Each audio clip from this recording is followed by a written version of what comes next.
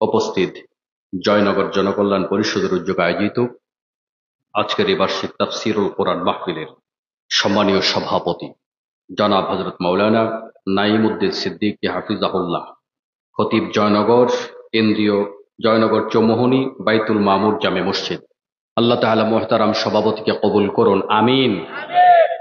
সভাপতির জন্য আপনাদের টান কম নাকি? জোরে বলেন না আমিন। এটা সবচেয়ে ভালো লাগার। এখন অনেক মাহফিলে গেলে মোটামুটি দাড়িওয়ালা লোক সভাপতি পাওয়া যায়।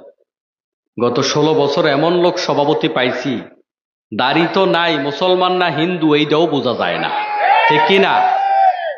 এটা হচ্ছে আল্লাহ পাকের দয়া যে এই বিপ্লবের কারণে আমরা এখন ভালো ভালো সভাপতি পাচ্ছি, ঠিক কিনা? আজকের মাহফিলের সম্মানিত প্রধান মুফাসসির, প্রখ্যাত আলেমে দ্বীন, আন্তর্জাতিক খ্যাতি সম্পন্ন মুফাসসিরে কোরআন, আমার ওস্তাদ তুল্য হযরত মাওলানা ডক্টর আবুল কালাম আজাদ বাশার হাফিজাহুল্লাহ, আল্লাহ তিনাকে কবুল করুন, আমিন। আজকের মাহফিলে প্রধান অতিথি হিসাবে উপস্থিত থাকবেন অত্র আসনের সংসদ সদস্য পদপ্রার্থী হযরত মাওলানা জননেতা মোহাম্মদ ইয়াসিন আরাফাত হাফিজাহুল্লাহ, আল্লাহ তিনাকেও কবুল করুন, আমিন। আমি দেখতে পাচ্ছি এখানে অনেক ওলামাই কেরাম আছেন, অনেক যুবক ভাইয়েরা আছেন, মুরব্বীরা আছেন, কিশোররা আছেন, তরুণরা আছেন, পর্দার অন্তরাল থেকে মা বোনেরা শুনছেন। আমি সবাইকে আবারও সালাম জানাই, আসসালামু আলাইকুম ওয়া রাহমাতুল্লাহ। আপনারা কেমন আছেন?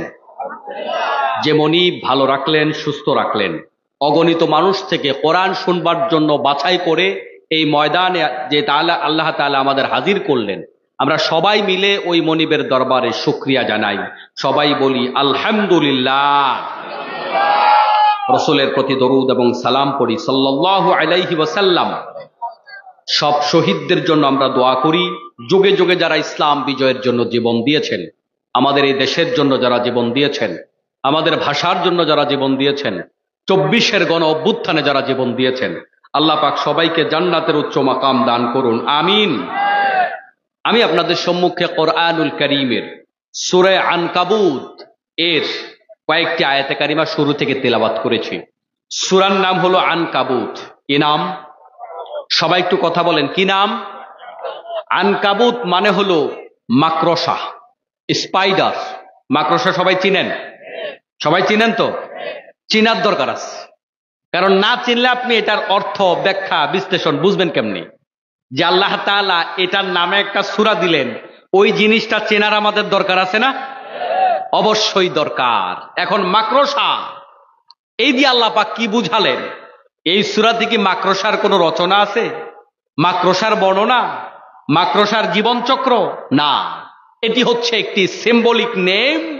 এখানে আল্লাহ রাব্বুল আলামিন আমাদের জন্য কিছু সাইন রেখেছেন, আমাদের জন্য কিছু নিদর্শন রেখেছেন, আমাদের জন্য কিছু হেদায়েতের কথা রেখেছেন। সুবহানাল্লাহ। আমার মুসলমান ভাইয়ের, আল্লাহ রাব্বুল আলামিন এই সূরার একটি আয়াতের মধ্য থেকে একটি শব্দকে বিশেষভাবে বাছাই করে ওই শব্দটাকে কেন্দ্র করে সূরার নামকরণ করলেন আনকাবুত। আল্লাহ তাআলা বলছেন, মাসালুল লাযীনা ইত্তাখাযু মিন দুনিল্লাহি আউলিয়া কামাসালিল আনকাবুত। যেই সমস্ত লোকেরা আল্লাহ ছাড়া অন্য কারোর উপরে ভরসা করে, আল্লাহ ছাড়া কাউকে নিজের ওস্তাদ মানে, আল্লাহ ছাড়া কাউকে অভিভাবক মানে, আল্লাহ ছাড়া কাউকে ভরসার জায়গা মনে করে, আল্লাহ রব্বুল আলামিন বলছেন, আল্লাহ ছাড়া যাদের উপর মানুষ ভরসা করে এদের ভরসার নমুনাটা হইল মাকড়সার জালের মতো। মাকড়সা একটা ঘর বানায়, মাকড়সার ঘরের ফাউন্ডেশন কয়তলা? কয়তলা? হাত দিয়া যদি মাকড়সার ঘর আপনি ভাঙেন, হাতের মধ্যে টেরও পাওয়া যায় না। আপনি চাইলে আপনার একটা চুল দিয়েও যদি নাড়া দেন, তাতেও ছিঁড়ে যাবে। এই পৃথিবীতে যত ঘর আছে সবচাইতে দুর্বল ঘর হলো মাকড়সার ঘর। আল্লাহ রাব্বুল আলামিন যেই সমস্ত ক্ষমতার ধর লোকেরা বিভিন্ন কারণে ক্ষমতা দেখায়, তাদেরকে বলছেন, টাকার উপর মানুষ ভরসা করে, মানুষ খুন করে, আমার টাকা আছে, আমি এটা সামলাই নিতে পারবো, আছে না নাই? পকেটে টাকা থাকলে শরীর কদ্দুর গরম থাকে, থাকে না? টাকা থাকলে মানুষ খুন করতেও চিন্তা করে না যে সামলাইতে পারবো। টাকা থাকলে দর্শন করতেও চিন্তা করে না সামলাইতে পারবো। টাকা থাকলে মানুষ নির্যাতন করতে চিন্তা করে না সামলাইতে পারবো। টাকা থাকলে মানুষকে ধইরা জেলে দিতে চিন্তা করে না আমি সামলাইতে পারবো। তার মানে ওই লোক ভরসা করেছে টাকার উপর, ঠিক কিনা?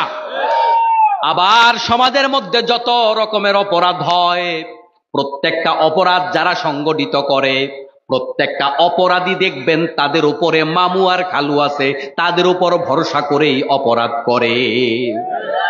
যারা চাঁদাবাজি করে কার উপর ভরসা করে করে? উপরে মামু খালু আছে না নাই? গত কয়েকদিন আগে আমার নিজের মাদ্রাসার মাহফিল, আমি অফিসে বসে আছি, ম্যানেজমেন্ট করতেছি, বিভিন্ন কাজ আছে, একটা মাহফিল করলে কাজ আছে না? এখন হঠাৎ করে আমারে ফোন দিয়া বলতেছে, হুজুর মাহফিলের সব দোকানে দোকানে চাঁদাবাজি হইতাছে। কি নামে চাঁদাবাজি হয়? কয় যে আপনার মাদ্রাসার জন্য টাকা উঠাইতেছে। আমি আস্তাগফিরুল্লাহ, আমি তো আমার মাদ্রাসার জন্য জীবনেও কোনোদিন টাকা নেই নাই। আমি কইলাম আগে বাইন্দা রাখো, আমি আইতাছি। যাবার পরে কয় যে হুজুর আপনার নামে তো টাকা উঠাই নাই। তো কার নামে উঠাইছো? কয় অমক ভাইয়ের নামে। কথা বুঝেন নাই? এখন অমক ভাই তমক ভাই আছে না নাই? তো অমক ভাইয়ের নামে টাকা উঠাইছেন। আশপাশে দোকানদাররা কয় না হুজুর আপনার মাদ্রাসার কথা কইয়া টাকা উঠাইছে। আমি কই আমার মাদ্রাসায় তো আমি জীবনে কোনোদিন টাকা নেই না, টাকা কেউ সাইডা দিলেও নেই না। তো সেই জায়গায় এইখানেও চাঁদাবাজি। এখন আপনি বলেন, এখন জিজ্ঞেস করলাম কে বলছে? কয় অমক নেতা বলছে। অমক নেতা বলছে, তাইলে যারাই চাঁদাবাজি করে উপরে অমক নেতা তমক নেতা আছে না নাই? আমরা কি কোনো দলের নাম কইছি? কোনো ব্যক্তির নাম কইছি? ওই যে ঠাকুর ঘরে কেড়ে কয় কলা খাই না, তারে জিগাই লোকে তুই কলা খাস নাকি আলু খাস? তোরে জিগাইছে কে? সে যে কলা খায় ওইটা ঢাকবার জন্য তারা জিজ্ঞেস করছে কে ঠাকুর ঘরে, এতে কয় আমি কলা খাই না। এখন বাংলাদেশে অন্যায়কারীর বিরুদ্ধে কথা বলা যায় না, চোরের বিরুদ্ধে কথা বলা যায় না, ডাকাতের বিরুদ্ধে কথা বলা যায় না। কয় হুজুর আপনি আমার বিরুদ্ধে ওয়াজ করছেন, আমি তো তোমার নামও কই নাই, তোমার বাপের নামও কই নাই, তোমার দলের নামও কই নাই, তুমি কেমনে কইলা যে তোমার বিরুদ্ধে ওয়াজ করছি? এটা অবস্থাটা এমন হয়ে গেছে। গত স্বৈরাচারের আমলে এক ছেলে লিখছে স্বৈরাচার, নাম কিন্তু লেখে নাই। তো পুলিশ তারে ধইরা জিজ্ঞেস করতেছে তুই স্বৈরাচার লেখলি কেন, শেখ হাসিনার বিরুদ্ধে লেখলি কেন? কয় না স্যার আমি তো শেখ হাসিনার বিরুদ্ধে লেখি নাই। কয় নাম দেখান। কয় আমি তো লেখছি পাকিস্তানের প্রধানমন্ত্রীর বিরুদ্ধে। বেডা তুমি আমাদের বোকা বুঝাও। পুলিশ কয় আমাদের বোকা বুঝাও, আমরা বুঝি না কোন দেশের প্রধানমন্ত্রী স্বৈরাচার।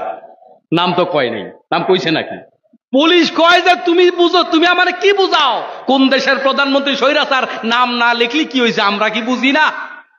এখন বাংলাদেশের মোল্লারা কোন অপরাধীর বিরুদ্ধে কথা বলতে পারে না। চোরের বিরুদ্ধে কথা কইলে কয় আমার বিরুদ্ধে ওয়াজ করছেন, ডাকাতের বিরুদ্ধে কথা কইলে কয় আমার বিরুদ্ধে ওয়াজ করছেন, চাল চোর, গম চোর, আলু চোর, তেল চোর, যার বিরুদ্ধে ওয়াজ করে কয় আমার বিরুদ্ধে ওয়াজ করছেন। আমি তো তোমার নাম কই নাই। একটা গল্প শোনাই আপনাদেরকে মাঝখানে। এক লোক বিয়ে করতে যাচ্ছে, মনোযোগিতা আছে আপনাদের?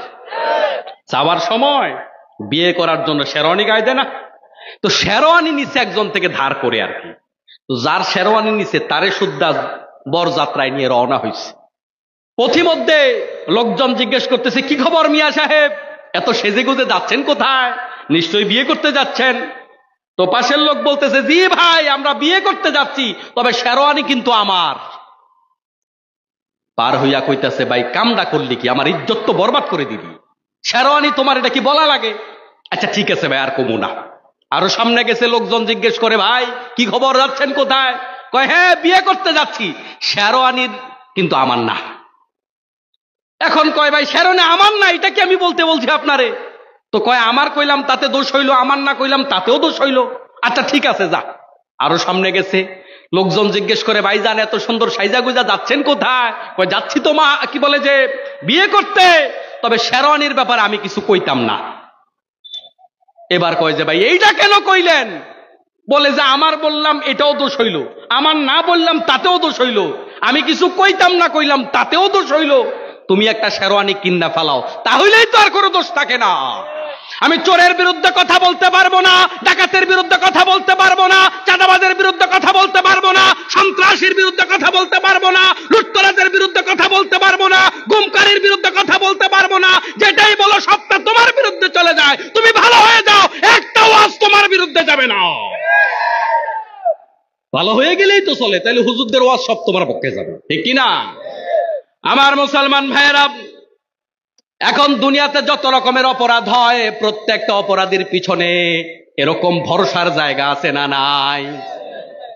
আল্লাহ রাব্বুল আলামিন বলেন, দুনিয়ার মানুষেরা যার উপর ভরসা করে এরকম অপরাধ করে, যাকে ভরসা করে মানদণ্ড মেপে সমাজের মধ্যে উচ্ছৃঙ্খলা করে, আল্লাহ তাআলা বলে কামাথালিল আনকাবুত, তাদের উদাহরণ হইল ওই মাকড়সার জালের মতো। এখন যদিও দেখা যায় ক্ষমতা অনেক পাকাপুক্ত, ওদেরকে ক্ষমতার থেকে নামাইতে আল্লাহ বুড়া দাড়িওয়ালাদের ব্যবহার করবে না, আল্লাহ হাফ পেনওয়ালা ব্যবহার করে ক্ষমতার থেকে নামায়া দেবে। নমরুদকে আল্লাহ রাব্বুল আলামিন চাইলে হাতি দিয়ে মারতে পারত, নমরুদকে আল্লাহ তাআলা চাইলে বড় বড় প্রাণী দিয়ে হত্যা করতে পারত, কিন্তু আল্লাহ রাব্বুল আলামিনের টার্গেট হলো নমরুদকে ইতিহাস বানাবেন। আল্লাহর টার্গেট হলো নমরুদকে আল্লাহ রাব্বুল আলামিন বেইজ্জতি করবেন। এজন্য আল্লাহ তারে মারলেন মশা দিয়া, তাও ভালো মশা না, ল্যাংরা মশা। ল্যাংরা মশা দিয়া মারার মানে হলো এটা একটা চরম মাপের বেইজ্জতি। এই বাংলাদেশের স্বৈরাচারকে হটাবার জন্য বাংলাদেশে বিএনপি আন্দোলন করেছে, জামাত ইসলামী আন্দোলন করেছে, কত কত রাজনৈতিক দল আন্দোলন করেছে, মুরব্বীরা আন্দোলন করেছে, বুড়ারা আন্দোলন করেছে, তাদেরকে হটাইতে পারে নাই। তারা মনে করেছিল আমাদের ভরসার জায়গাটা অনেক বড়। আল্লাহ কয় কামাথালিল আনকাবুত, তোমাদের ভরসার জায়গাটা মাকড়সার জালের মতো। ওই পিচ্চি পিচ্চি বাচ্চারা যখন আল্লাহ রাব্বুল আলামিনের নাম ধরে স্লোগান দিয়ে মাঠে নেমেছে, তারা মামু বাড়ি পালাইতে বাধ্য হয়েছে, ঠিক কিনা? আল্লাহ রাব্বুল আলামিন সূরা আনকাবুত দিয়ে আমরা যারা এখন নতুন করে স্বৈরাচার হওয়ার চিন্তা করতেছি, আমাদেরকে আল্লাহ শিখায় সামনের দিকেও স্বৈরাচার হইও না। তোমরা যাদেরকে ভরসা করে নিজেদেরকে স্বৈরাচার বানাবার চেষ্টা করছো, তোমাদেরকেও আবার মামু বাড়ি খালু বাড়ি পাঠাইতে আল্লাহর 1 সেকেন্ডের সময়ও লাগে না। তাহলে আনকাবুতের মধ্যে শিক্ষা কি আছে না নাই?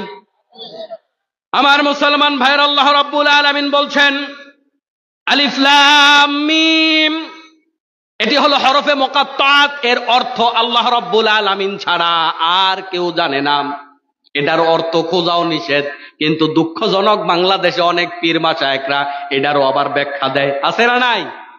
এটার কাজ হলো আপনার কি, শুনবেন, পড়বেন, তিলাওয়াত করবেন, ঈমান আনবেন যে এটা আল্লাহর কাছ থেকে আসছে। এটার অর্থ কি, ব্যাখ্যা কি, এটা আপনার আমার খোঁজার কোনো দরকার নাই।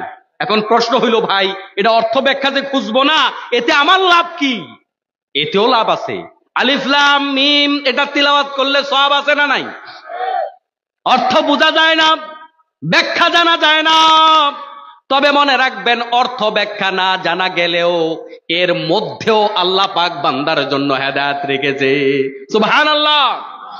কোরআনুল কারীমে কোন হরফ কয়বার ব্যবহার করা হয়েছে, কোন শব্দ কতবার ব্যবহার করা হয়েছে, কোনটা আগে দেয়া হয়েছে, কোনটা পরে দেয়া হয়েছে, কোন সূরার আয়াত সংখ্যা কত, কোনটার সাইজ কত, আল্লাহ কতবার ব্যবহার করা হয়েছে, রহমান কতবার ব্যবহার করা হয়েছে, রহিম কতবার ব্যবহার করা হয়েছে, আমর কতবার, নাহি কতবার, সালাত কতবার, যাকাত কতবার, এক একটা শব্দের গাঁথুনির ভিতরে এক একটা বিজ্ঞান, জ্ঞান এবং গণিতের বিশাল বড় জ্ঞানের সমুদ্র আল্লাহ রাব্বুল আলামিন ঢুকিয়ে দিয়েছেন। ওই যে গাণিতিক একটা ছক আল্লাহ রাব্বুল আলামিন এঁকেছেন, ওই ছকটা আল্লাহ রাব্বুল আলামিন যে মিলাইলেন, ওখানে আলিফ লাম মিম যদি কেউ কেটে দেয়, ওই আল্লাহর দেয়া ওই গাণিতিক ছকটা নষ্ট হয়ে যাবে। এজন্য আলিফ লাম মিম এটা ফেলনা কোনো বিষয় নয়, এটা ঈমানের অংশ। আমরা যে আল্লাহ পাকের উপর ঈমান আনবো, আমরা যেটা বুঝি এটার উপরও ঈমান আনবো, আর যেটা বুঝি না এটার উপরও ঈমান আনবো। যা বুঝেন কেবল তা মেনে নেওয়ার নাম ঈমান নয়, যা বুঝেন না ওইটাও যদি মানেন এর নাম ঈমান। আমি বললাম, ভাই আমার হাতে একখান লিফলেট আছে, কি আছে? আপনারা কি বিশ্বাস করেননি? কথা বলেন। আপনি বিশ্বাস করলেই কি না করলেই কি, লিফলেট তো আছে, দেখাই যায়। তাহলে যেটা দেখা যায় এটার নাম বিশ্বাস না। আমি যদি বলি ভাই 2 যোগ 2 4 হয়, আপনি বিশ্বাস করেননি, আপনি বিশ্বাস করলেও স্যার, বিশ্বাস না করলেও স্যার। তাহলে যেটা দেখা যায়, যেটা বোঝা যায়, ওটা বিশ্বাস করার ব্যাপার নয়। যেটা দেখা যায় না, যেটা বোঝা যায় না, যেটা জানা যায় না, ওইটাকে বিশ্বাস করার নাম হলো ঈমান।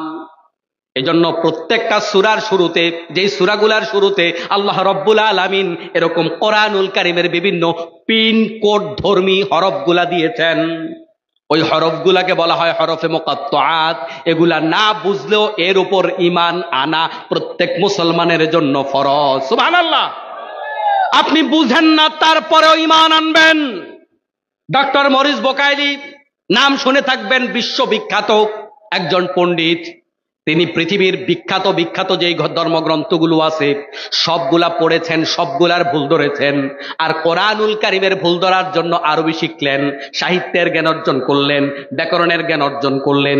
সব জ্ঞান অর্জন করার পরে এবার কোরআনুল কারীম তিলাওয়াত করা শুরু করলেন, আলিফ লাম মিম। তিলাওয়াত শুরু করবার পরে দেখেন আমার এত জীবনের অর্জন, এত বড় পাণ্ডিত্য সবগুলা আলিফ লাম মিমের কাছে ধরা। এর অর্থ আমি জানি না, আমি মূর্খ। ডক্টর মরিস বুকাইলি আলিফ লাম মিমের কাছে চপটাঘাত খেয়ে সাথে সাথে কালিমা পড়লেন, লা ইলাহা ইল্লাল্লাহু মুহাম্মাদুর রাসূলুল্লাহ। আল্লাহর কালাম এমন এক কিতাব, এই কিতাব যেটার অর্থ বোঝা যায় এটা যেমন মানুষকে হেদায়েতের রাস্তা দেখায়, যেটা বোঝা যায় না এটাও হেদায়েতের রাস্তা দেখায়। সুবহানাল্লাহ। তাহলে না বুঝলেও হেদায়েত আছে। আল্লাহু আকবার। আল্লাহ রাব্বুল আলামিন বলছেন, আহাসিবান নাসু আইয়ুতরাকু। ও মুসলমান ভাইয়েরা, হৃদয়ের কান লাগায়া কথাগুলা শোনেন। কারণ আল্লাহ রাব্বুল আলামিন আমাদেরকে যেই কিতাব দিয়েছেন, আজকে যে তাফসিরুল কোরআন মাহফিল, এই কিতাবটা বাংলা, ইংরেজি, গণিত, বিজ্ঞান এগুলার মতো যেন তেন কিতাব নয়। এটা হলো এমন একটা জামে মানা কিতাব, যেই কিতাবের ভিতরে এক লাইনের মধ্যে এক লাইন নয়। এই যে আমরা বক্তব্য দেই, কথা বলি, আমাদের এক লাইনের মধ্যে এক লাইনই আছে। আমরা লিখি, আমাদের এক পৃষ্ঠার মধ্যে এক পৃষ্ঠাই আছে। কিন্তু আল্লাহ পাকের এই কালামের ভিতরে এক পৃষ্ঠার মধ্যে এক পৃষ্ঠা নয়, এক লাইনের মধ্যে এক লাইন নয়, এক শব্দের মধ্যে এক শব্দ নয়, বরং এক একটা শব্দের মধ্যে জ্ঞান বিজ্ঞানের এক একটা মহাসমুদ্র লুকানো আছে, যার অর্থ ব্যাখ্যা কিয়ামত পর্যন্ত শেষ হবে না। আল্লাহু আকবার। তাহলে এরকম একটা জামে মানা কিতাবের তাফসির মাহফিলে আপনি বসছেন, পান খাইতে থাকবেন, বাদাম খাইবেন, হাঁটবেন আর বিড়ি খাবেন, আপনি এটা বুঝে যাবেন বাড়িতে, এটা মনে করবার কোনো কারণ নাই। কোরআন বুঝার জন্য একেবারে নিরিবিলি পিনপতন নীরবতার সাথে হৃদয়ের কান দিয়ে কোরআন শুনতে হয়, হেদায়েতের নিয়তে কোরআন শুনতে হয়। চামড়ার কান দিয়া শুনলে আল্লাহর কোরআন বোঝা যায় না। আল্লাহ তাআলা বলছেন, আহাসিবান নাসু আইয়ুতরাকু। মানুষ কি মনে করে তাদেরকে এমনেই ছেড়ে দেওয়া হবে? ও মুসলমান ভাইয়েরা, আপনি একজন লোকের কাছে টাকা পাইবেন, দীর্ঘদিন ফোন দেন, ফোন ধরে না, টাকা খুঁজলেও টাকা দেয় না। ওই লোক মনে করছে আরো 2-4 মাস ঘুরাইয়া দেখি টাকাটা মায়ের দেয়া যায় কিনা। একদিন বাজারে 3-4 জন মিলে খুব ভালোভাবে কলার চেপে ধরলেন, আর তারে বললেন, তুমি কি মনে করছো আজকেও এমনি ছেড়া দিমু? এখন একজন লোক সব সময় আপনার কাছে টাকা চায়, এটা এক রকমের চাওয়া। কিন্তু যেদিন পাওনাদার বলল, আজকে কি মনে করছো তোমার এমনে এমনে ছাইরা দিমু, এই যে শব্দটা, এই যে বাক্যটা বলল, এটা কি সহজ না কঠিন? এভাবে যখন কেউ কাউকে বাজারের মাঝখানে কলার চেপে ধরে, তখন বুঝতে হবে ও আজকে হয়তো টাকা দেয়া লাগবে, নাইলে মাইর খাওয়া লাগবে, নাইলে জেলেও যাওয়া লাগতে পারে। ঠিক কিনা? ভাষা তো এটাই বলে। তাহলে আপনি কোন পাওনাদার আপনার কাছে টাকা চাইলো, ওই লোক যদি আপনার কলার চেপে ধরে বলে, তুমি কি মনে করছো আজকেও পালাইয়া যাইবা এতদিনের মতো, ওই লোক এই কথা বললে আপনি ভয় পাওয়ার কথা। ঠিক কিনা? বিশ্বজাহানের মালিক আল্লাহ রাব্বুল আলামিন যদি কোন বান্দাকে বলে, ও বান্দা, তুমি কি ভেবেছ এমনি এমনিই তোমাকে ছেড়ে দেওয়া হবে? একটা সাধারণ মানুষ যদি মানুষকে আটকাইয়া এই বাক্য ব্যবহার করে, তখন ভয়ের হৃদয়টা কেঁপে ওঠে। আর ওই কথা যদি স্বয়ং রব্বুল আলামিন বলে, ও বান্দা, তুমি কি মনে করেছো তোমারে এমনে এমনে ছেড়ে দেওয়া হবে, তাহলে এই ধমকটা কি সাধারণ ধমক নাকি অসাধারণ ধমক? আল্লাহ বলেছেন, ইয়াকুলু আমান্না, শুধু ঈমান এনেছি এটা বললেই তোমারে ছেড়ে দেওয়া হবে। এদেশের মানুষ নামাজ পড়ে না, এর পরেও কয় ঈমান কিন্তু ঠিক আছে। রোজা রাখে না, কয় ঈমান ঠিক আছে। তারপরে কত কত কবিরা গুনাহ করে, আকাম কুকাম করে, কয় হুজুর ইমান কিন্তু ঠিক আছে, আছে না নাই? আল্লাহ পাক বলছেন ঈমান এনেছি এটা বললেই তোমাকে ছেড়ে দেওয়া হবে। কি করে ভাবলে? কখনো নয়, কখনো নয়। ঈমান এনেছি বললেই তোমাকে ছেড়ে দেওয়া হবে না। লা ইফতানুন ওয়া হুম লা ইফতানুন, পরীক্ষা করা হবে না। ঈমান এনেছি বললে ছেড়ে দেওয়া হবে, এমনটা কি তোমরা মনে করো? আল্লাহ রাব্বুল আলামিন কোরআনুল কারীমের অন্য আয়াতের মধ্যে বলেছেন, আম হাসিবতুম আন তাদখুলুল জান্নাতা ওয়ালাম্মা ইয়া'লামিল্লাহুল্লাযীনা জাহাদু মিনকুম ওয়া ইয়া'লামাস সাবিরিন।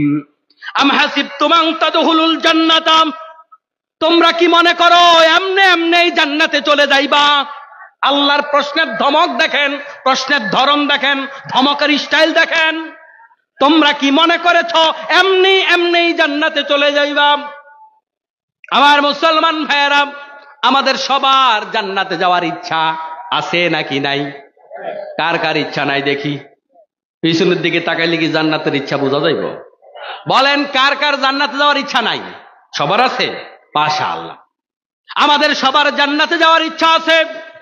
কিন্তু ইচ্ছা যে আছে, এই ইচ্ছা দিয়া জান্নাতে যাওয়া যাবে কিনা আল্লাহ রাব্বুল আলামিন বলেন, আম হাসিবতুম, তোমরা কি মনে করেছো আন তাদখুলুল জান্নাতা, এমনি জান্নাতে চলে যাইবা, ওয়ালাম্মা ইয়া'লামিল্লাহুল্লাযীনা জাহাদু মিনকুম, অথচ আল্লাহ দেখবে না কে কে আল্লাহর রাস্তায় যুদ্ধ করেছে, কে আল্লাহর রাস্তায় জিহাদ করেছে।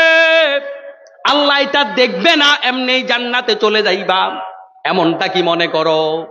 আমার সামনে যারা বসে আছেন, মাইকের আওয়াজ যত দূর যায়, আমরা সবাই তো জান্নাতে যেতে চাই। এজন্য আমরা নিয়মিত না হইলেও মাঝে মাঝে হইলেও নামাজ পড়ি, নিয়মিত না হোক রোজা হইলেও কম হইলেও রাখি। আমরা কেউ কেউ মাঝে মাঝে জোয়ানকালে ফরজ হইলেও বুড়াকালে অন্তত হজ করি। আমরা বেশি হক আদায় করে না হোক কম হইলেও যাকাত দেই, সদাকা করি। আমরা কিছু কিছু নেক আমল করি, এটা কিন্তু সত্য। কিন্তু আমার মুসলমান ভাইয়েরা, এত এত নেক আমল করলাম, ওই নেক আমল গুলার মধ্যে জিহাদ করা এটা যে ফরজ, এই সমাজের ম্যাক্সিমাম মানুষ জানে না।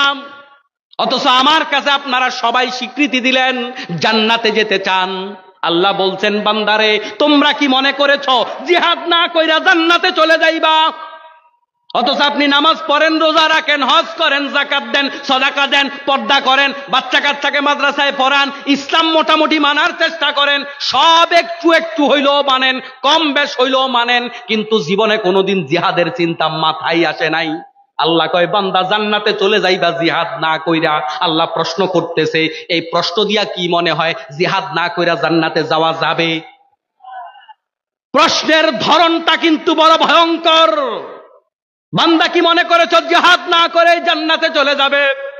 ও মুসলমান ভাইয়েরা, দেশের মানুষের কাছে জিহাদকে ভুলভাবে উপস্থাপন করা হয়েছে।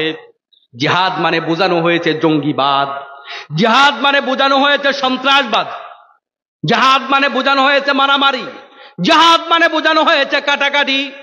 কিন্তু বন্ধুগণ মনে রাখবেন, জিহাদ মানে জঙ্গিবাদ নয়, জিহাদ মানে সন্ত্রাসবাদ নয়, জিহাদ মানে উগ্রবাদ নয়, বরং জঙ্গিবাদ, সন্ত্রাসবাদ, উগ্রবাদ জমিন থেকে বন্ধ করবার জন্য যে আন্দোলন, ওই আন্দোলনের নাম হলো জিহাদ। জিহাদ মানে জঙ্গিবাদ নয়, বরং জঙ্গিবাদ বন্ধের আন্দোলনের নাম জিহাদ। জিহাদ মানে সন্ত্রাসবাদ নয়, সন্ত্রাসবাদ বন্ধের আন্দোলনের নাম জিহাদ। জিহাদ মানে মানুষ খুন নয়, মানুষ খুন বন্ধ করবার আন্দোলনের নাম জিহাদ। আমার মুসলমান ভাইয়েরা, আমরা যারা নিয়মিত আর অনিয়মিত নামাজি আমার সামনে যারা আছেন, এই নামাজ যে আমরা পড়ি, এই নামাজটা ফরজ ভার্সন আছে, এই নামাজের সুন্নত ভার্সনও আছে, এই নামাজের নফল ভার্সনও আছে না নাই? তাহলে নামাজ ফরজও হয়, সুন্নত হয়, নফল হয়। রোজার ফরজ ভার্সন আছে, রোজার সুন্নত ভার্সন আছে, রোজার নফল ভার্সন আছে। হজের ফরজ আছে, সুন্নত আছে, নফল ভার্সন আছে। আপনি চাইলে যাকাত দেবেন, আল্লাহর ওয়াস্তে দান করবেন, ওই দান সদাকারও ফরজ ভার্সন আছে, নফল ভার্সনও আছে। কিন্তু জিহাদ এমন একটা ইবাদত, এটার কোনো নফল ভার্সন নাই। আছে নাকি? জিহাদের কোনো নফল ভার্সন নাই, সব সময়ে যেটা ফরজ। মুসলমান ভাইয়েরা, ওই জিহাদের মতো বড় ইবাদত থেকে এই জাতিকে মিসগাইডেড করে এত বড় নেক আমল থেকে জাতিকে দূরে রাখা হয়েছে, ঠিক কিনা বলেন? আল্লাহ রাব্বুল আলামিন বলে, ও জয়নগরের মুসলমানেরা, আম হাসিবতুম আন তাদখুলুল জান্নাতা ওয়ালাম্মা ইয়ালামিল্লাহুল লাযীনা জাহাদু মিনকুম ওয়া ইয়ালামাস সাবিরিন। আমি আল্লাহ রাব্বুল আলামিন কি দেখব না ওই যুদ্ধের ময়দানে কঠিন অবস্থার মুখোমুখি হয়ে কতজনে তোমরা ধৈর্য ধারণ করেছো? কঠিন সময় কয়জন ধৈর্য ধারণ করেছ?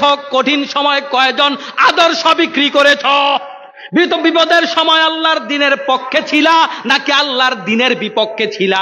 আমি আল্লাহ তাআলা না দেখে তোমাদেরকে জান্নাত দিয়া দিব, এটা কেমনে মনে করলা? আল্লাহ আমাদেরকে প্রশ্ন করে। আল্লাহ বলছেন, বান্দা কেমনে মনে করো তোমাদেরকে জান্নাত দিয়ে দেওয়া হবে? তাহলে কি মনে হয় জিহাদ না করে, ধৈর্য ধারণ না করে জান্নাত পাওয়ার কোনো সম্ভাবনা আছে নাকি বলেন? আল্লাহ রাব্বুল আলামিন বলছেন, হাসিবান নাসু আইয়ুতরাকু, মানুষ কি মনে করে তাদেরকে ছেড়ে দেওয়া হবে? আইয়াকুলু আমান্না, শুধু ঈমান এনেছি বললেই তাদেরকে ছেড়ে দেওয়া হবে, এটা কি মানুষ মনে করে? ওয়ালাকাদ ফাতান্নাল্লাযীনা মিন ক্বাবলিহিম, বরং আমাদের আগে যত জাতি পার হয়ে গেছে, যত উম্মত পার হয়ে গেছে, আল্লাহ কয় সবাইরে আমি পরীক্ষা করেছিলাম, সবাইকে পরীক্ষা করেছিলাম। এটার অর্থ কি? এটার অর্থ হইল, আগের যেহেতু সবাইকে পরীক্ষা করেছিলাম, এখানে কোনো নবীকেও ছাড় দেওয়া হয় নাই, এখানে কোনো রাসূলকেও ছাড় দেওয়া হয় নাই। তার মানে যেখানে নবী রাসূল সবাইকে পরীক্ষা করা হয়েছে, আমাকেও পরীক্ষা করার সম্ভাবনা আছে নাকি নাই? আল্লাহ রাব্বুল আলামিন বলেন, ওয়ালানাবলুওয়ান্নাকুম বিশাইইম মিনাল খাউফি ওয়াল জুই ওয়া নাকসিম মিনাল আমওয়াল। ও বান্দারা, তোমাদেরকে আমি আল্লাহ অবশ্যই পরীক্ষা করব। ওয়ালানাবলুওয়ান্নাকুম, লামে তাগিদ, তারপরে নুনে সাকিলা। আল্লাহ রাব্বুল আলামিন দুইবার অবশ্যই অবশ্যই করে আমাদেরকে বলছেন, বান্দা ইমানদার যদি হয়ে থাকো, অবশ্যই অবশ্যই তোমাদেরকে আমি আল্লাহ পরীক্ষা করব। এক নাম্বার, ভয়ের দ্বারা পরীক্ষা করব, ক্ষুধার দ্বারা পরীক্ষা করব, কষ্ট দিয়া পরীক্ষা করব। আপনাকে ভয় লাগানো হবে, যদি আমাদের পক্ষে না আসো খবর আছে কিন্তু, জেলখানায় ঢুকানো হবে, হাত পা ভেঙে দেওয়া হবে, চোখ উপড়ে ফেলা হবে। তোমার মেয়ে স্কুলে যায়, কলেজে যায়, আমাদের জানা আছে, দেখা দিমু কিন্তু। এরকম হুমকি দামকি আছে না নাই? আল্লাহ রাব্বুল আলামিন বলেন, ওয়ালানাবলুওয়ান্নাকুম বিশাইইম মিনাল খাউফি ওয়াল জুই, শুধু তাই নয়, ক্ষুধার দ্বারা তোমাদেরকে পরীক্ষা করা হবে, তোমার চাকরি খেয়ে দেওয়া হবে। আদর্শের কারণে চাকরি চলে যাবে, মসজিদে হক কথা বলবার কারণে ইমামের চাকরি বাংলাদেশে যায় না, যায় না। শুধুমাত্র গত 16 বছর গেছে, এখন বুঝি যায় না। কথা কন না কা? গত 16 বছর গেছে, এখনো চাকরি যায়। অলরেডি গত সপ্তাহে আমারটা গেছে। কথা কি বুঝেন? এখন কি স্বৈরাচার আছে? তাহলে বোঝা গেল স্বৈরাচার না থাকলেও স্বৈরাচারের খালাতো ভাই মামাতো ভাইয়েরা আছে। মুসলমান ভাইয়ের, আল্লাহ রাব্বুল আলামিন বলে, এক নাম্বার ভয় দিয়া পরীক্ষা হবে। বিভিন্ন রকমের ভয়, ভয়ের অনেক ধরন হইতে পারে, ভয়ের অনেক রকম হইতে পারে। আপনার ঈমান যত বড়, আপনার জন্য ভয় তত বড়।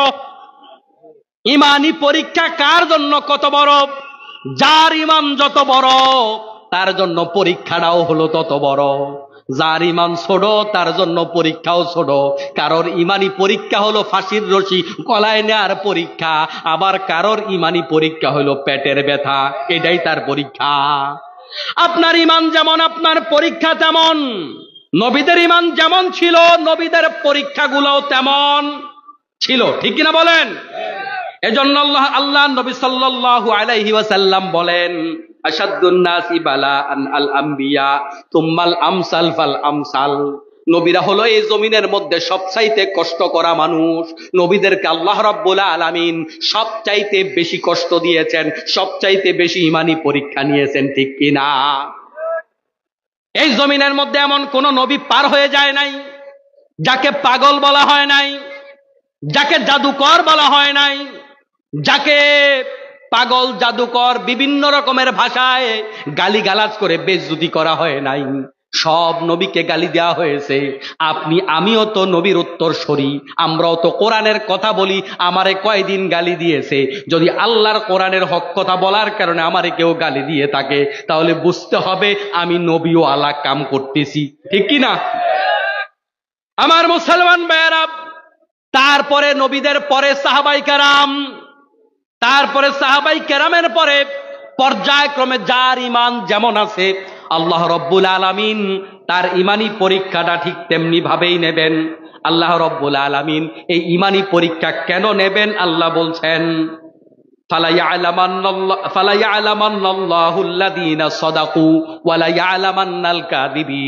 আল্লাহ দেখতে চায় ইমানের দাবিতে কে সত্যবাদী আর কে মিথ্যাবাদী।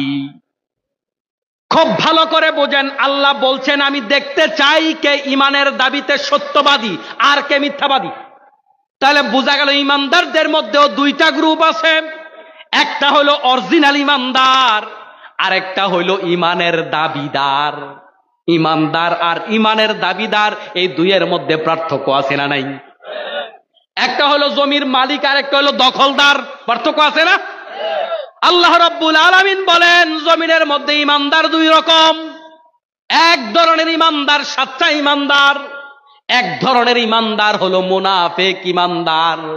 ওই মুনাফিকরা ইমানদারের ভেতরে থাকে। ওই মুনাফিকরা হিন্দু বাড়িতে থাকে না, মুনাফিকরা খ্রিস্টান বৌদ্ধের বাড়িতে থাকে না, মুনাফিকরা মসজিদে থাকে, মুনাফিকরা মাহফিলে থাকে, মুনাফিকরা মুসলমানের বাড়িতে থাকে, মুনাফিকরা মন্দিরে থাকে না। এজন্য আল্লাহ রাব্বুল আলামিন বলেন, এই যে এত এত ইমানের দাবিদার আমার সামনে বসে আছে, এই ইমানদারদেরকে আল্লাহ রাব্বুল আলামিন পরীক্ষা করে দেখবেন কোনটা অরিজিনাল ইমানদার, কোনটা অরিজিনাল ইমানদার না, ঠিক কি না? একটা সহজ উদাহরণ বলি, যারা মেকানিক তারা জানেন ব্যাটারি আছে না? ব্যাটারি, এই যে আমাদের প্রত্যেকটা পার্টসের সাথে এখন ব্যাটারি আছে। দেখবেন ব্যাটারি যখন চেক করা হয় দেখবেন সবগুলা 12 ভোল্ট ওঠে, কিন্তু লোড দেওয়ার পরে বোঝা যায় কয়টা ঠিক আছে। প্রাথমিকভাবে যখন মিটার দিয়া চেক করে দেখবেন সব 12 ভোল্ট, একটাও কম নাই, সব 12 ভোল্ট। কিন্তু লোড দেওয়ার পরে কিছু টিকে আর কিছু টিকে না। যত টুপিওয়ালা মুসলমান আইডি কার্ডের মধ্যে মুসলমান লেখা আছে সব 12 ভোল্ট, কিন্তু লোড দেওয়ার পরে কেউ টিকে থাকতে পারে, কেউ আবার হারিয়ে যায়। এজন্য আল্লাহ রাব্বুল আলামিন বলেন, ও বান্দারা, তোমরা কি মনে করেছো এমনি জান্নাতে চলে যাবে ইমান এনেছি এটা বললে? বরং আমি লোড দিয়া টেস্ট করব আমার ইমানি পরীক্ষার লোড কয়জনে নিতে পারে। এখন প্রশ্ন হলো, প্রিয় ভাইয়েরা আমার, আল্লাহ পাক কেন টেস্ট করবেন? কেন টেস্ট করবেন না সেটা বলেন। টেস্ট কেন করবে না? আপনাকে যদি আমি 500 টাকার একটা নোট দেই হাতে, আপনি টেস্ট করেন নাকি করেন না? ওই 500 টাকার নোটটারে আপনি টেস্ট করেন, দুই মাথা মিলাইয়া দেখে, তারপরে এরকম সূর্যের আলোয় দেখে শেখ মুজিবরে দেখা যায়নি, ঠিক নি? তারপরে এটারে ঘষা দিয়া দেখে, তাতেও না বুঝলে হাতের মধ্যে কদ্দুর থুতু লাগাই এটারে ঘষে, এটার চামড়া উঠিনি, ঠিক নি? আর কিচ্ছু না পারলে অন্তত পাশের জনরে দেখায়, ভাই দেখেন তো টাকাটা ঠিক আছে নি, দেখেনি? মাত্র 500 টাকায় 1 কেজি গরুর গোশত তো পাওয়া যায় না, ওইটারে আপনি এমনি টেস্ট করেন। আপনাকে যদি কোন জায়গায় যদি আপনি জায়গা জমিন কিনতে যান, মাত্র 1 ঘন্টা জায়গা কিনবেন, 2 ঘন্টা জায়গা কিনবেন, আপনি মূর্খ মানুষ, পড়ালেখা জানেন না, টেস্ট কি করেন না করেন না? 1 ঘন্টা জায়গায় এলাকায় দাম আর কত, অথচ আপনি এটা কিনার সময় কতভাবে টেস্ট করেন। কোন লোক বুঝে তার কাছে যান টেস্ট করার জন্য, জান কিনা? একেবারে ছোট্ট একটা উদাহরণ দেয়, বাজার থেকে আপনি দুধ কিনতে যান, 1 কেজি দুধের দাম আর কয় টাকা? 80, 90, 100 টাকা। ওই 1 কেজি দুধ কেনার সময় আপনি কতভাবে যাচাই করেন, বাছাই করেন ওই দুধটা ঠিক আছে নাকি, নাকি পানি মিক্সার আছে, নাকি ঝামেলা আছে, ভেজাল আছে, আপনি টেস্ট করেন। কিন্তু আল্লাহ রাব্বুল আলামিন আপনাকে এত বড় জান্নাত দেবেন, ইমানের কারণেই তো আপনি জান্নাতটা পাবেন, নেক আমল দিয়া তো আপনি জান্নাত পাবেন না। বিশ্বনবী সাল্লাল্লাহু আলাইহি ওয়াসাল্লাম বলেন, ও সাহাবাই কেরাম, তোমাদের কাউকে নেক আমলের বিনিময়ে জান্নাত দেয়া হবে না। সাহাবাই কেরাম বলেন, ইয়া রাসূলুল্লাহ, নেক আমল দিয়ে আমাদেরকে জান্নাত দেবে না, নিশ্চয়ই আপনাকে দেবে। আল্লাহর নবী কয়, আমাকেও নেক আমল দিয়া জান্নাত দেবে না, বরং জান্নাত দেবে আল্লাহ রাব্বুল আলামিন বান্দাকে দয়া করে। কি করে? জান্নাত আল্লাহ পাকের দয়া, এটা আল্লাহ পাকের হাদিয়া, এটা আল্লাহর উপহার। নামাজ 4 রাকাত পড়ার সময় আমরা কত কত হিসাব মিলাই, হজে যাওয়ার পরে সেলফি আর সেলফি, রোজা রাখার সময় দুপুর বেলা থেকে থালা বাটি ঘটি লইয়া একসাথে বৈশা জনগণরে দেখায় আমি কিন্তু রোজা আছি। আবার ফেসবুকেও এটার ছবি ছাড়ে, আছে না নাই? আর দান সদাকা তো লাইভ ছাড়া এখন করাই যায় না। মাহফিলে মারহাবা ছাড়া, ধন্যবাদ ছাড়া, বড় স্লোগান ছাড়া সভাপতির পকেট থেকে টাকা বের হয় না। হয়নি? হয়নি? তাহলে যা করি সব তো দেখানোর জন্যই করতেছি। ওই ভাঙা সূরা নেক আমল দিয়া জান্নাত কেমনে পাইবেন? আল্লাহর নবী সাল্লাল্লাহু আলাইহি ওয়াসাল্লাম বলেন, আল্লাহর দয়া ছাড়া আমি মুহাম্মাদুর রাসূলুল্লাহ সাল্লাল্লাহু আলাইহি ওয়াসাল্লামও জান্নাত পাবো না। আল্লাহর নবীর নেক আমলের সাথে দুনিয়ার কারণ নেক আমল মিলানোর কোনো সুযোগ আছে নাকি? এক রাতের ইবাদত আল্লাহর নবী যেদিন হিজরত করেছেন, এক রাত একদিনের ইবাদত যদি আমাদের সবার, বাংলাদেশের সব মানুষের ইবাদত গুলাকে একসাথ করা হয়, নবীর এক রাতের ইবাদতের সমান হবে নাকি? তাহলে ওই নবী যদি বলতে পারে নেক আমল দিয়ে আল্লাহ পাক জান্নাত দেবে না, বরং আল্লাহ রাব্বুল আলামিন জান্নাত দয়া করে দেবেন বান্দাকে, তার মানে ওই দয়াটা পাওয়ার জন্য আমাদের এর আগে একটা শর্ত আছে, ওই শর্তটা হলো ঈমান। ঈমান থাকলেই জান্নাত পাইবেন, ঈমান না থাকলে জান্নাত পাবেন? শুধু ঈমান নিয়ে যদি কবরে যাওয়া যায়, একটা সিঙ্গেল সওয়াবও আপনার আমল নামায় নাই। শুধু শুধু ঈমান নিয়েও যদি আপনি কবরে যেতে পারেন, আল্লাহ রাব্বুল আলামিন আপনাকেও আগুনে পোড়াইয়া, জেল খাটাইয়া, কষ্ট দিয়া তারপরে আল্লাহ পাক আপনাকে কিন্তু জান্নাত দেবে। আল্লাহ তাআলা সর্বশেষ যেই বান্দাকে জান্নাত দেবেন, যাকে জ্বালিয়ে পুড়িয়ে জাহান্নামে ভস্ম করা হবে, সর্বশেষ আল্লাহ রাব্বুল আলামিন যাকে জাহান্নাম থেকে মুক্তি দিয়ে বের করবেন, বের করার পরে আল্লাহ পাক তাকে যখন জান্নাত দেবেন, তাকে যেই জান্নাতটা দেবেন আল্লাহ রাব্বুল আলামিন ওই জান্নাতটা কত বড় দেবেন! ওই জান্নাতটা দিবেন এত বড়, এই পৃথিবীর বর্তমান আয়তন কত, কত বিশাল বড় পৃথিবী। আমাদের এখানে তো অনেক লোক এমনও আছে জয়নগরের আশেপাশে 2-4-5টা গ্রামও চিনে না, আছে না নাই? এই লালমাই থানা কত বড়, এই থানার গ্রামগুলা চিনে না। কুমিল্লা জেলা কত বড়, সেই ফেনীর থেকে শুরু করে একেবারে দাউদকান্দি পার হইয়া কত বিশাল বড় জেলা। কুমিল্লা জেলা আমাদের এখনো ঘোরা হয় নাই, তাহলে বাংলাদেশটা আমাদের কাছে কত বিশাল বড় স্বপ্ন, কত বড় দেশ। অথচ মানচিত্রের ভিতরে বাংলাদেশটারে খুঁজা পাওয়া যায় না, এটা সিপার মধ্যে পইরা থাকে, আগে ভারত খোঁজা লাগে। বাংলাদেশই আপনার কাছে কত বড়, তাহলে এই বিশাল বড় পৃথিবী, এই দুনিয়া কত বড়? 10 দুনিয়ার সমান একটা জান্নাত আল্লাহ রাব্বুল আলামিন ওই ব্যক্তিকে দেবেন যাকে সবার শেষে আল্লাহ তাআলা জাহান্নাম থেকে জামিন দিয়া জাহান্নামকে সিলগালা করে দেবেন। তাহলে সওয়াব ছাড়া মানুষটা যদি এত বড় জান্নাত পায়, ওই জান্নাতটা পাইল কিসের বিনিময়ে? ঈমানের বিনিময়।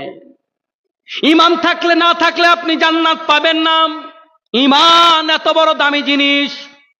1000 টাকার নোট, 500 টাকার নোট যদি আপনি এভাবে চেক করেন, 1 কেজি দুধ যদি আপনি এভাবে চেক করেন, প্লেটের কাগজপত্র যদি আপনি এভাবে চেক করতে পারেন, বিদেশ পাঠাবেন ছেলেরে, কানাডার ভিসা 20 লাখ টাকা ভিসা কিনতে লাগে, ওই ভিসার এই একটা কাগজ যদি আপনি এভাবে চেক করেন, চেক না করে আপনি টাকা দেন না, তাহলে আল্লাহ রাব্বুল আলামিন 10 দুনিয়ার সমান একটা জান্নাত দিব আপনার ঈমানের বিনিময়ে। ওই ঈমানটা কি চেক করার দরকার নাই?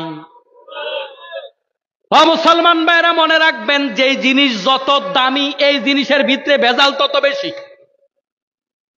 কখনো কি জীবনে শুনছেন 10 টাকার নোট জাল হইয়া গেছে? জীবন হয়েছিনি। এই কম দামি নোট আমরা কাউকে দেওয়ার সময় চেক করি না, নেয়ার সময়ও চেক করি না, ছিঁড়া হইলেও পকেটে ঢুকায়া ফেলাই, কোনো অসুবিধা নাই, এটা চলবে। 20 টাকা 50 টাকার নোট কখনো জাল হয় না।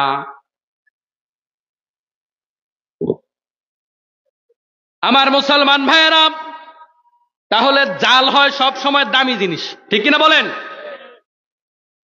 আল্লাহ রাব্বুল আলামিন আমাদেরকে যে ঈমানের নিয়ামত দিয়েছেন, যেই নিয়ামতের কারণে আপনি আমি জান্নাত পাবো, এই নিয়ামতের চাইতে দামি নিয়ামত জমিনের মধ্যে আর কিছু নাই। একজন ঈমানদার যদি এই জমিনের মধ্যে বেঁচে থাকে, আল্লাহ রাব্বুল আলামিন এই জমিনের মধ্যে কিয়ামত সংগঠিত করবে না। তাহলে এই জমিনের মধ্যে যেদিন কিয়ামত হবে, সেদিন চন্দ্র থাকবে না, সূর্য থাকবে না, গ্রহ থাকবে না, নক্ষত্র থাকবে না, গাছপালা থাকবে না, সাগর থাকবে না, নদী থাকবে না, কাবা শরীফও থাকবে না। এই সব কিছু টিকে আছে ঈমানের কারণে। আমরা ঈমান এনেছি, এজন্য সূর্য আমাদেরকে আলো দেয়। আমরা ঈমান এনেছি চাঁদ, এজন্য আমাদেরকে আলো দেয়। আমরা ঈমান এনেছি এজন্য সূর্য চন্দ্র 24 ঘন্টা সুন্দরভাবে টাইম মেনটেন করে প্রত্যেকটা তার নিজের কক্ষপথের মধ্যে পরিভ্রমণ করে। মুসলমান ভাইয়েরা, নদী তার নির্দিষ্ট গতিতে স্রোতের সাথে বয়ে চলে। এই সব কিছু ভেঙে চুরমার হয়ে যাবে যেদিন জমিনের মধ্যে একটা লোক ঈমানদার থাকবে না। সেদিন কাবা শরীফ থাকবে নাকি? থাকবে না। কোন মসজিদ থাকবে না। এর দ্বারা বোঝা গেল, জমিন যেহেতু ঈমানের কারণে টিকে আছে, আপনার ঈমানের দাম কত বেশি? আপনার ঈমানের দাম এই আসমান জমিনের চাইতেও বেশি। আপনার ঈমানের দাম কাবা শরীফের চাইতেও বেশি। আল্লাহ রাব্বুল আলামিন যখন কিয়ামত ঘটাবেন, আরশে আজিমও রাখবেন না, কিচ্ছু রাখবেন না। জিব্রাইল, মিকাইল, ইসরাফিল, আজরাইল কেউ থাকবে না, কিচ্ছু থাকবে না। তার মানে বোঝা গেল, একজন ঈমান থাকলে যেহেতু এগুলা কিচ্ছু ধ্বংস হবে না, একটা ঈমানের দাম এই সব কিছুর চাইতেও বেশি। তাহলে দামি জিনিস সব সময় নকল হয়, এজন্য ঈমানও নকল হয়। শয়তান ঈমানটাকে নকল করবার জন্য, ডুপ্লিকেট বানাবার জন্য সব সময় উঠে পড়ে লেগে আছে। শয়তান যেদিন থেকে আল্লাহর কাছ থেকে চলে আসতে বিতাড়িত হয়ে, সেদিন থেকে তার অভিযান চলছে। আল্লাহকে বলে আসছে, আল্লাহ তোমার একটা গোলাম রেও আমি জান্নাতে যাইতে দিব না। আমি সামনে থেকে হামলা করব, পেছন থেকে হামলা করব, ডান দিক থেকে হামলা করব, বাম দিক থেকে হামলা করব, চতুর্মুখী হামলা করব। এভাবে দিকের নাম বলে বলে আল্লাহরে চ্যালেঞ্জ করছে, একটারেও জান্নাতে যাইতে দিব না। মুসলমান ভাইয়েরা, তাহলে বোঝা গেল, ওই শয়তান 24 ঘন্টা আপনার ঈমানটাকে জাল বানাবার জন্য চেষ্টা করতেছে। শয়তান আপনার মতো ঘুমায় না। আপনি কতক্ষণ মাহফিলে থাকেন, জুমার বয়ান আপনি কতক্ষণ শোনেন, আপনি আলেমের কাছে কতক্ষণ আছেন, আলেমের চাইতে শয়তানের অভিজ্ঞতা কম নাকি বেশি? শয়তানের বয়স আমার চেয়ে কম না বেশি? তা আপনারা যে হেদায়েতের ওয়াজ করে, তার চেয়ে শয়তানের এলেমও বেশি, অভিজ্ঞতাও বেশি। বুঝেন নাই কথা? এবং আমি আপনাকে আলোচনা করছি 1 ঘন্টা 2 ঘন্টা, বছরে আপনি কয়টা মাহফিলে যান? কিন্তু শয়তান আপনাকে ওয়াসওয়াসা দেয় ঘুমের ভিতরে, সজাগ অবস্থায়। ওর কোনো অফ ডে নাই। আমাদের বিভিন্ন সময় অফ ডে আছে। শুক্রবার আজকে অফিস বন্ধ, বৃহস্পতিবার হাফ, শনিবারে ক্লাস নাই। অফ ডে আমাদের আছে না নাই? শয়তানের কোনো অফ ডে আছে নাকি? কোন অফ ডে নাই। 24টা ঘন্টা শয়তান আপনার আমার ঈমানকে জাল বানাবার জন্য চেষ্টা করে। এজন্য আমাদের ভিতরে যারা জাল ঈমানদার, তারা হলো মুনাফিক। আল্লাহ রাব্বুল আলামিন তাদের ব্যাপারে বলেন, ওয়া মিনান নাসি মান ইয়াকুলু আমান্না বিল্লাহি ওয়া বিল ইয়াউমিল আখিরি ওয়া মা হুম বিমুমিনিন। আল্লাহ রাব্বুল আলামিন বলেন, মানুষের মধ্যে যারা বলে মাইয়াকুলু আমান্না বিল্লাহি ওয়া বিল ইয়াউমিল আখিরি, যারা আল্লাহর উপর ঈমান আনে, পরকালের উপর ঈমান আনে, এই ঘোষণা যারা দেয়, ওয়া মা হুম বিমুমিনিন, আল্লাহ পাক রব্বুল আলামিন বলেন তারা ঈমানদার নয়। কথা কি আমি বলছি না আল্লাহ বলছে? আমরা তো মুখে বলছি আল্লাহর উপর ঈমান আনলাম, পরকালের উপর ঈমান আনলাম, আল্লাহ কয় তুই ঈমানদার না। তাহলে বোঝা গেল মুখে ঈমান এনেছি বললেই ঈমানদার মনে করার সুযোগ নাই, দাড়ি থাকলেই ঈমানদার বলার সুযোগ নাই, টুপি থাকলেই ঈমানদার বলার সুযোগ নাই, পাঞ্জাবি থাকলেই ঈমানদার বলার সুযোগ নাই। বরং যুগে যুগে ঈমানদারদেরকে ধোঁকা দেওয়ার জন্য, মুসলমানের ক্ষতি করার জন্য, দ্বীনের ক্ষতি করার জন্য একটা শ্রেণী দাড়ি টুপি পাঞ্জাবি পরে আলেম ইসলাম ওয়ালাদেরকে ধোঁকা দেয়। আল্লাহর নবীর পেছনে আব্দুল্লাহ ইবনে উবাই ছিল নাকি ছিল না? ওহী নাজিল হওয়ার আগ পর্যন্ত আল্লাহর নবীও চিনে নাই এই লোক যে মুনাফিক, চিনছে নাকি? তাহলে নবীর পিছনে নামাজ পড়ে যদি মুনাফিকি করতে পারে, ওইটারে যদি নবী না চিনে, তাহলে আমাদের সমাজে যারা ইসলামের 12টা বাজায় ইসলামের নামে, মুসলমানদের ঐক্য নষ্ট করে, আলেম ওলামার ঐক্য নষ্ট করে, দাড়ি টুপি পাঞ্জাবির সাইজ আমার চাইতে বড়, এদেরকেও দেখলে চিনা যাবে না। যেটা রাসূল চিনে নাই, আপনি আমি চিনার সম্ভাবনা নাই, কিন্তু আল্লাহ কয়ে তারা হলো বেঈমান। আল্লাহ বলে তারা ঈমানদার নয়, কিন্তু তারা মুখে বলবে আমরা ঈমানদার। আমার মুসলমান ভাইয়েরা, বলছিলাম আল্লাহ রব্বুল আলামিন আমাদেরকে ঈমানের কারণে জান্নাত দেবেন। ওই জান্নাতটা কত বড়! আল্লাহ তাআলা বলছেন, সাবিকু ইলা মাগফিরাতিম মির রাব্বিকুম ওয়া জান্নাতিন আরদুহা কাআরদিস সামাই ওয়াল আরদ। দৌড়াও, আল্লাহ আমাদেরকে জান্নাতের দিকে দৌড়ানোর কথা বলেছেন। তোমরা অগ্রগামী হও দ্বীনের পথে, জান্নাতের পথে, একে অপর থেকে এগিয়ে যাও, দৌড়াইয়া ফার্স্ট হওয়ার চেষ্টা করো। কোন জান্নাতের কথা, কোন ক্ষমার কথা আল্লাহ তাআলা বলছেন? আল্লাহ বলেন যেই জান্নাতের বিস্তৃতি, যেই জান্নাতের প্রশস্ততা আসমান এবং জমিনের সমতুল্য। সুবহানাল্লাহ! আসমান থেকে জমিনের দূরত্ব যত, জান্নাতের প্রশস্ততা তত। আমরা জানি যেই কোনো জিনিসের দৈর্ঘ্য এবং প্রস্থ দুইটা দিক আছে। প্রস্থ মানে হলো যেই পাশটার লম্বাটা একটু কম, ঠিক কিনা? দৈর্ঘ্য মানে বেশি, প্রস্থ মানে কম। যেমন এই যে আমরা প্যান্ডেলটা এখানে করা আছে, হতে পারে 80 ফিট, লম্বায় হয়তো 100 ফিট। তাহলে প্রস্থ মানে কোনটা, যেটার পরিমাণ কম? তাহলে জান্নাতের প্রশস্ততা যদি এইটা হয়, তাহলে দৈর্ঘ্য কত? জান্নাতে আল্লাহ রব্বুল আলামিন যে বিল্ডিং গুলা বানাবেন, ওই বিল্ডিং এর এক একটার উচ্চতা হলো অন্তত 100 তলা। কত তলা? এর নিচে কোনো বিল্ডিং নাই। বাংলাদেশে বিল্ডিং কয়টা আছে? 100 তলা। এখনো বাংলাদেশে 100 তলার বিল্ডিং হয় নাই, ঠিক কিনা বলেন? আমার মুসলমান ভাইয়েরা, আল্লাহর নবী সাল্লাল্লাহু আলাইহি ওয়াসাল্লাম বলেন, হাদিসে কুদসির মধ্যে এসেছে, আ'দাতু লিইবাদিয়াস সালিহিন মা লা আইনুন রাআত ওয়ালা উযুনুন সামিআত ওয়ালা খাতারা আলা কলবি বাশার। আল্লাহর নবী সাল্লাল্লাহু আলাইহি ওয়াসাল্লাম বলেন, আল্লাহ পাক রব্বুল আলামিন ঘোষণা করেছেন, হাদিসে কুদসি মানে ভাষা হলো রাসূলের, মূল কথা হলো আল্লাহর।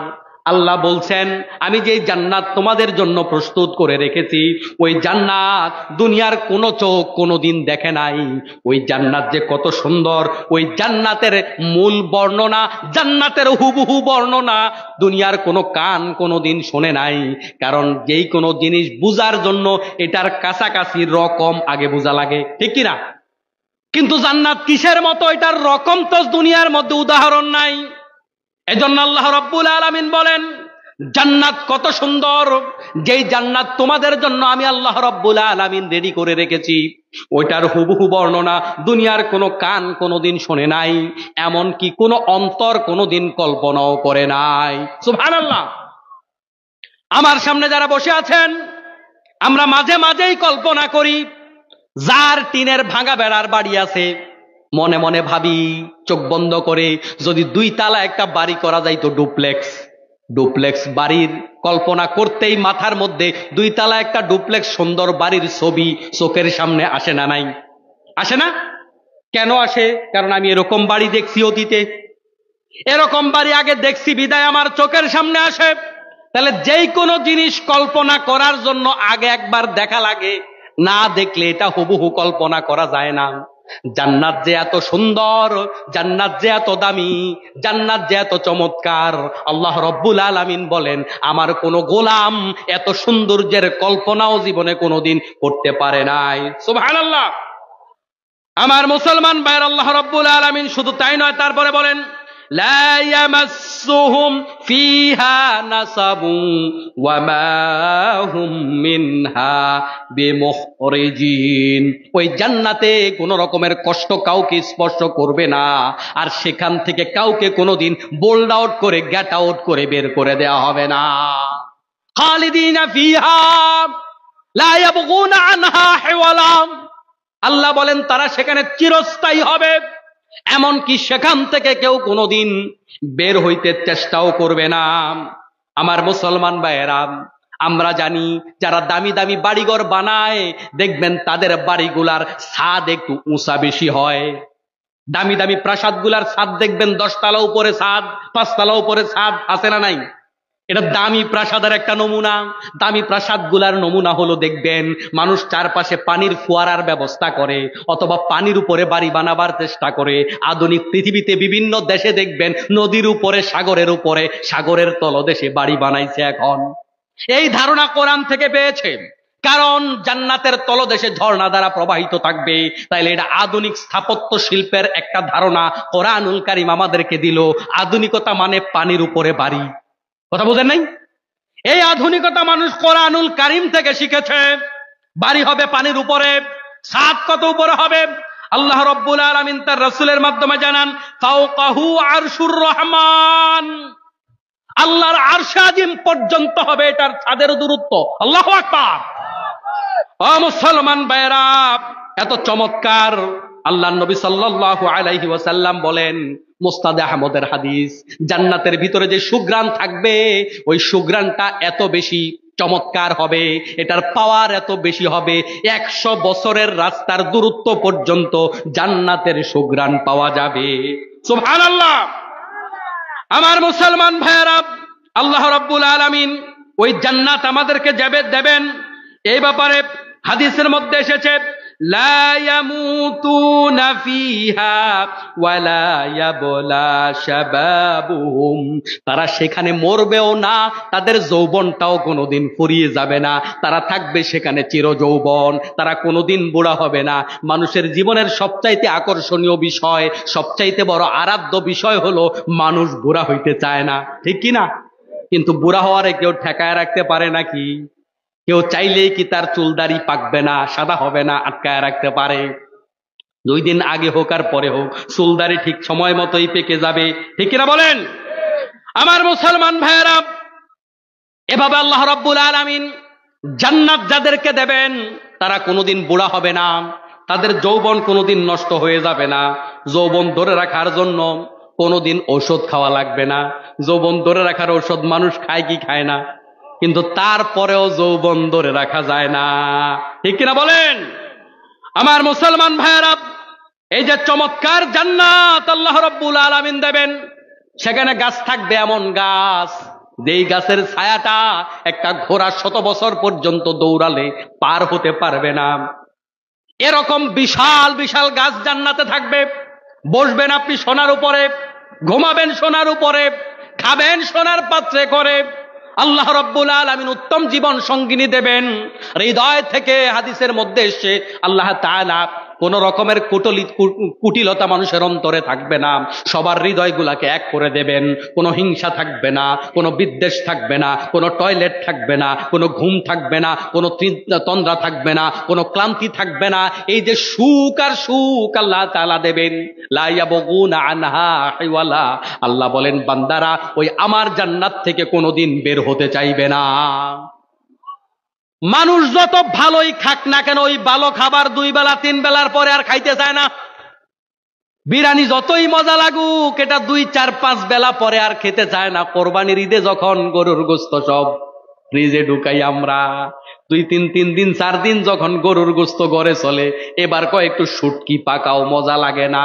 আল্লাহ কয় জান্নাতটা আমি এমন ভাবে বানাইছি, এটা এতটাই আরামদায়ক, এটা কোনোদিন কারো কাছে তিতা হয়ে যাবে না। সুবহানাল্লাহ। এখন বান্দারে আমি যে জান্নাত দেব ইমানের কারণে। কিসের কারণে? ওই ইমানের কারণে এত বড় জান্নাত দেব। ওই ইমানটা যদি তুমি জাল ইমান নিয়ে আসো হবে না। ইমানটা হওয়া লাগবে টাটকা। আখলিস দীনাকা ইয়াকফিকাল আমালুল কলিল।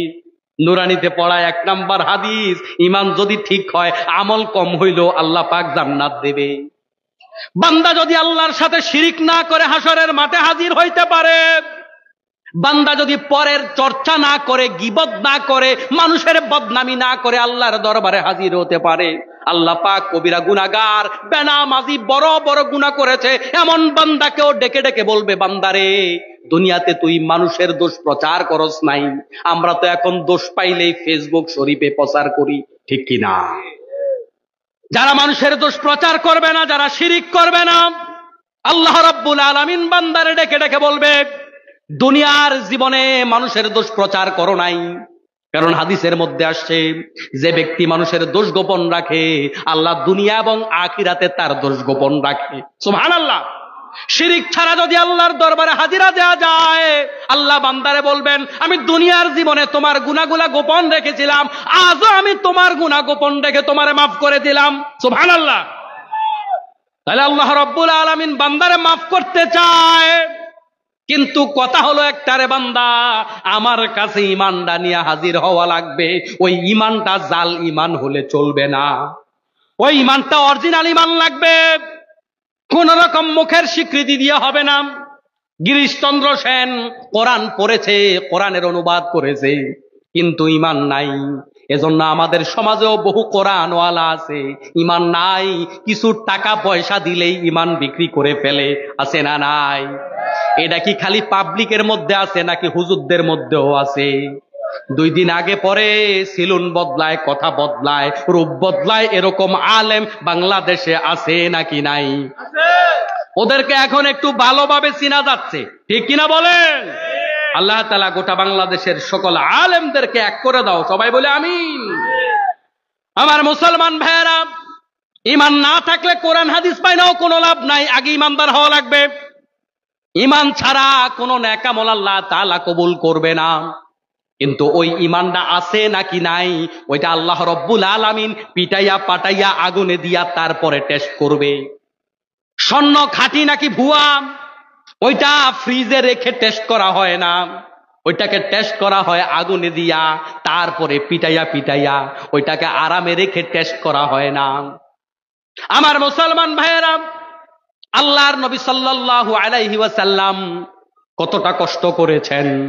আল্লাহর নবী যতই কষ্ট আল্লাহর নবীকে দেয়া হোক না কেন, তিনি ঈমান হারা হয়ে যাবেন, আল্লাহ না করুন, এটার কি কোনো সম্ভাবনা আছে? না। অথচ তাকেও আল্লাহ পাক ঈমানি পরীক্ষা দিলেন। দাঁত মোবারক শহীদ করতে হলো, মাথার মধ্যে হেলমেট ভেঙে ওই উহুদের প্রান্তরে তীর ঢুকে আল্লাহর নবী বেহুশ হয়ে পড়ে গেল। প্রিয় মুসলমান ভাইয়েরা, বিশ্ব নবী সাল্লাল্লাহু আলাইহি ওয়াসাল্লামকে ঈমানি পরীক্ষা দেয়া লাগছে না লাগে নাই? এখন আপনি বলবেন, ভাই আমার তো ঈমান আছে, পরীক্ষা নিলেও আমি জিতে যাব, পরীক্ষা না নিলেও আমার ঈমান আছে। যেখানে বিশ্ব নবীকে আল্লাহ রাব্বুল আলামিন ঈমানি পরীক্ষা করেছেন, আপনাকে আমাকে পরীক্ষা করার সম্ভাবনা আছে নাকি নাই? ও মুসলমান ভাইয়েরা, ফেরাউনের দাসী আল্লাহ রাব্বুল আলামিনের উপর ঈমান আনার কারণে তার সামনে পরপর 2টা কন্যা সন্তানকে তেলের মধ্যে ভেজে, দুনিয়ার একেবারে চোখের সামনে, মায়ের সামনে তাকে দুনিয়ার থেকে বিদায় করে দেয়া হলো। পরক্ষণে তাকেও তেলের মধ্যে ভেজে দুনিয়ার থেকে বিদায় করা হলো, কিন্তু ঈমান ছেড়ে দেয় নাই। এটা হলো ঈমানি পরীক্ষা। ওই ঈমানি পরীক্ষা দিয়েছেন সাহাবাই কেরাম। খাব্বাব রাদিয়াল্লাহু তাআলা আনহু ঈমানি পরীক্ষা দিয়েছেন, কত কষ্ট সহ্য করেছেন। আল্লাহর নবী সাল্লাল্লাহু আলাইহি ওয়াসাল্লাম সাহাবাই কেরামকে সাথে নিয়ে শিয়াবে আবু তালিবের জেলখানায় 3 বছর জেলখানায় থেকেছেন। থাকছেন না থাকে নাই? কথা কন না। আল্লাহর নবী 3 বছর জেলখানায় ছিল। বড় আফসোসের বিষয়, বাংলাদেশের আলেম ওলামা, ইমাম খতিবদের জবানে ওই ইতিহাসটা খুব একটা শোনা যায় না। আমরা রাসূলের সিরাত নিয়ে আলোচনা করি, সিরাত থেকে আমরা 3 বছর ডিলেট মারি। ঠিক কিনা বলেন? আপনি আল্লাহর নবীর কঠিন সুন্নাত মানতে হবে, নরম সুন্নাত মানতে হবে। নবীর মতে যার মত সে হলো উম্মত। নবীর মতের সাথে যদি আপনার সব মতামত না মিলে আপনি উম্মত নন। নবীর সাথে আপনার মতামত মিলতে হবে 100% নবীরা আপনি মসজিদে মানেন, বাহিরে মানতে রাজি না, আপনার ঈমান নাই, আপনার ঈমানে সমস্যা আছে। নবীকে মসজিদেও মানতে হবে, নবীকে বাহিরেও মানতে হবে, নবীকে বাজারেও মানতে হবে, নবীকে টয়লেটেও মানতে হবে, নবীকে রাজপথে মানতে হবে, নবীকে দাম্পত্য জীবনে মানতে হবে। সব জায়গায় নবীরে মানা লাগবে। শুধু এক জায়গায় না মানলেও চলবে, রাজনীতিতে না মানলে চলবে? চলবে। নবীর জীবনীতে সব আছে, কেবল একটা জিনিস নাই। এজন্য এটা নিয়ে ওয়াজ করা ঠিক না, হুজুরদের এটা করাও উচিত না। সেটা হইল রাজনীতি। নবী সব করছে, শুধু রাজনীতি করে না। নবী রাজনীতি করে নাই এটা বললে ঈমান কি থাকবে? নবী রাজনীতি করে নাই বললে ঈমান থাকবে? যদি নবী রাজনীতি করে থাকে আপনার রাজনীতি নবীর মতো হবে। নবী পরিবার চালিয়ে থাকলে আপনার পরিবার নবীর মতো হবে। নবী সংসদ যদি চালায়া থাকে আপনার সংসদ নবীর মতো হবে। নবী বিচার করে থাকলে আপনার বিচার নবীর মতো হবে। নবী যদি গোটা দুনিয়ার বাচ্চা হয়ে থাকে আপনার বাচ্চাই নবীর মতোই করতে হবে। কিন্তু আমরা নবীকে সবাই মানি, নবীকে সবাই মহব্বত করি। 12ই রবিউল আউয়াল আসলে কতগুলা মিষ্টি টিষ্টি কিন্না মসজিদে গিয়ে ইয়া নবী সালাম আলাইকা মিষ্টি খায়া রাসূলের জন্য চোখের পানি ফালাই আর নবীর বিরুদ্ধে গিয়া স্লোগান দেই, এমন লোক আছে নাকি নাই? গত কদিন আগে এক মাহফিলে দেখলাম হুজুর কয় নারায়ে তাকবীর আল্লাহু আকবার, সভাপতি কয় হুজুর স্লোগান দিয়েন না, এটা রাজনীতি। নারায়ে তাকবীর আল্লাহু আকবার কি বাংলাদেশের কোন মোল্লা বানাইছে? এটাকে আমার আপনার বানানো স্লোগান। সাহাবাই কেরাম এই নারায়ে তাকবীর আল্লাহু আকবারের স্লোগান কেবল মসজিদে দিতেন না, মাহফিলে দিতেন না, বরং বাজারেও দিতেন। এই যে তাকবীরে তাশরিক, আল্লাহু আকবার, আল্লাহু আকবার, লা ইলাহা ইল্লাল্লাহু আল্লাহু আকবার, আল্লাহু আকবার ওয়া লিল্লাহিল হামদ, আমরা দেই কিনা? আমরা দেই খালি মসজিদে। সাহাবাই কেরাম তাকবীর গুলা বাজারেও দিতেন। এই তাকবীর তো মোল্লারা বানায় নাই। আপনি রাসূলের পাগড়ি পছন্দ করেন, রাসূলের তাকবীর পছন্দ করেন না, রাসূলের মিসওয়াক পছন্দ করেন, রাসূলের মিছিল পছন্দ করেন না। আপনি রাসূলের ঘর সংসার জীবন পছন্দ করেন, রাসূলের রাজনৈতিক জীবন পছন্দ করেন না, তাহলে আপনি ঈমানদার হতে পারেন নাই। এজন্য আমার মুসলমান ভাইয়েরা, আমি কথা শেষ করে দিচ্ছি, অসুবিধা নেই, হুজুর চলে আসুক, কথা শেষ করে দিচ্ছি। প্রিয় মুসলমান ভাইয়েরা, আল্লাহ পাক রব্বুল আলামিন ঈমানি পরীক্ষা করবেন। ওই ঈমানি পরীক্ষায় আমাদেরকে উত্তীর্ণ হয়ে জান্নাতে যেতে হবে। ওই কষ্ট সহ্য না করে ঈমানি পরীক্ষা না দিয়ে জান্নাতে যাওয়া যাবে না, ঠিক কিনা?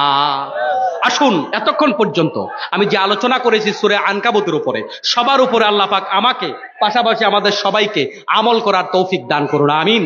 হাদা মা ইনদি ওয়াল ইলমু ইনদাল্লাহি আলাইহি তাওয়াক্কালতু ওয়া ইলাইহি উনীব। আসসালামু আলাইকুম ওয়া রাহমাতুল্লাহ।